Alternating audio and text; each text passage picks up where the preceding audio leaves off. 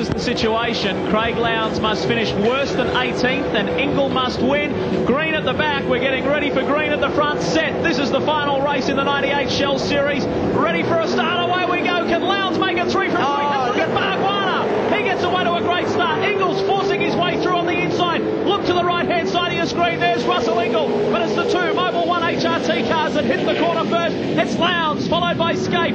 Through goes Bargwanna and Longhurst the outside. Just showing the advantage of starting off the front row, isn't it? They were able to squeeze together. No one had an opportunity to pass in that first few hundred metres off the start line. So it's a Holden Racing Team 1-2 once again as they head down under the bridge to Shell Corner. Yeah, it's going to be close there. Great start from Bargwanna. Look, Longhurst having it. Oh, dear me. Faulkner. Problem there. Have a look at this. Longhurst on the inside of Bargwanna. Ingle has got the outside run there. He's going to get squeezed because Romano's got the inside line, the better line through there.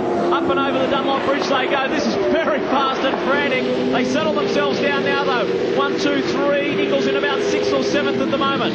Just expect Ingle to throw everything out the window here. This is the last heat. He was even quoted before the meeting as saying, well, it's either win or crash, so he's going to be throwing caution to the wind here. He's got a few cars ahead of him. Bit of damage there to Larry Perkins, Castrol Commodore. Well, we've said it about 3 times. He's got nothing to lose. He definitely hasn't now. I mean, it's an uphill struggle. He has to win the race, and Craig Lowndes doesn't have to finish in. He's got to finish worse than 18th. Yeah. I think it's all over Red Rover, isn't it? But we should get some fun and games out of Russell.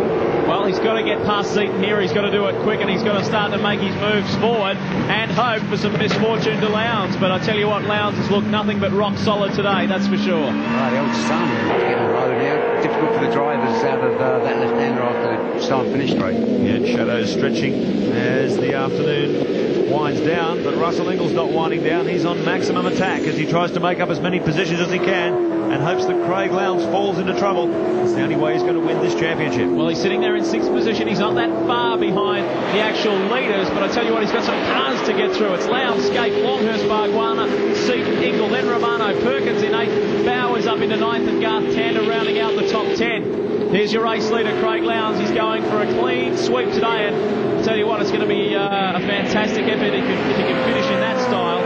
3 starts, 3 wins, and of course he started from pole position to take out this year's championship. That'll be a great way to do it. Look at Tony Longhurst sitting in there in 3rd position. It's fantastic. We've been saying it all day, but it is a huge relief for people around the V8 supercar category. Tony's been hanging in there for years with an uncompetitive tyre package. He's finally got the rubber he needs, and he is proving the competitiveness of this Castrol Ford. Tremendous result for Tony Longhurst. Must be a huge relief to the Queenslander. Yeah, it's going to be really interesting to see what Tony Longhurst does on the press day at Bathurst on Tuesday, because I would have to say the way he went last year, he's going to be a major threat. He's going to be one of the main men at Bathurst. It's going to be an interesting day on Tuesday to see how the cars take to the track. They're all excited about it. I'll tell you someone else who we haven't given much of a rap to today is 2nd spot Mark Scafe. He's been going really well, very steady, and he has consolidated that 3rd spot in the championship. Well, he has had the Greg Murphy hex, hasn't he? Like he took over from Greg Murphy in the Shell Australian Touring Car Championship this year, and he's had just about the same amount of bad luck. That engine failure at Hidden Valley just really capped what has been a pretty bad season for him. But everything coming together here at Oran Park, he's doing a great job defending his championship contender. They're starting to spread out in the top 5, the top half dozen even. Here's Jason Bargwanna from 10th to 3rd in race 2, a terrific effort. Now he sits steady there in 4th, looking back in the back of Bargwanna's car. There is Glenn Seaton, and then just behind him is Russell Ingle, who, well, you've got to give him credit. He is not giving in, but he's certainly facing an uphill battle from here. You look at the top 10, the whole of the top 10 are lapping in the 1.9s or the 1.8s. I mean, that's pretty quick. John Bowers almost into the 1.8s. The interesting thing there, Baz, if you look behind that leading 3, they've all slipped up into the 1 minute 9 second bracket. The only man who's staying with the Mobil 1 Commodores is Tony Longhurst. So he's doing an absolutely fabulous job in the Castrol Ford. Here's Jason Bargwanna. He's in 4th position, about 2.6 seconds behind our race leader, so it's a pretty tight gaggle at the front. Finished 2nd at Calder and 2nd at Hidden Valley. He is really coming on strong, this guy. Now, Larry Perkins has worked his way up ahead of Paul. No, the other way around. Well, Larry hasn't got past Romano. Romano's got past Russell Ingle. That's certainly what Ingle didn't need at this stage of the day. He will keep soldiering on, but he's lost a position. So Ingle is now back in 7th position. The man who he's been fighting all year long for this championship, Craig Lowndes, is just cruising out in front.